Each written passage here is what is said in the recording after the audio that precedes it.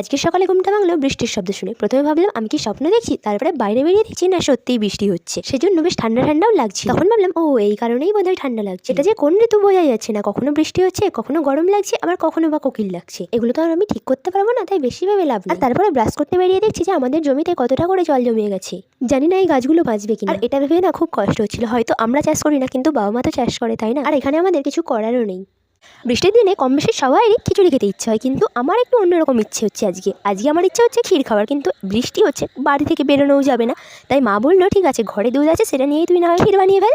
সেই মতো আমিও লেগে পড়েছি কাজে। প্রায় ঘন্টাখানেক পরে এক কড়া দুধ এতটা দুধে পরিণত হয়েছে। আর এই সময় আমার মনে হচ্ছিল কেন যে আমি মাকে বললাম যে ক্ষীর খাবো, আর কেনই বা ক্ষীর করতে লাগলাম। এত কষ্ট হবে জানলে আগে করতাম না। না না, তেমন কিছু কষ্ট নয়, কিন্তু ধৈর্যের পরীক্ষা। যাই হোক, অনেক কষ্টের পরে আমার হয়ে গেছে। আর তারপর আমি এসেছিলাম একটা গল্পের বই পড়তে। না না, পড়ার নামে শুধু খাওয়াই হচ্ছে। আর আমার তো মনে হচ্ছে এটা ক্ষীর নয়, ক্ষীরের মতো। যাই হোক, আমি এখন এটা খাই। তোমরা এরকম নিম চ্যানেলটা সাবস্ক্রাইব করো।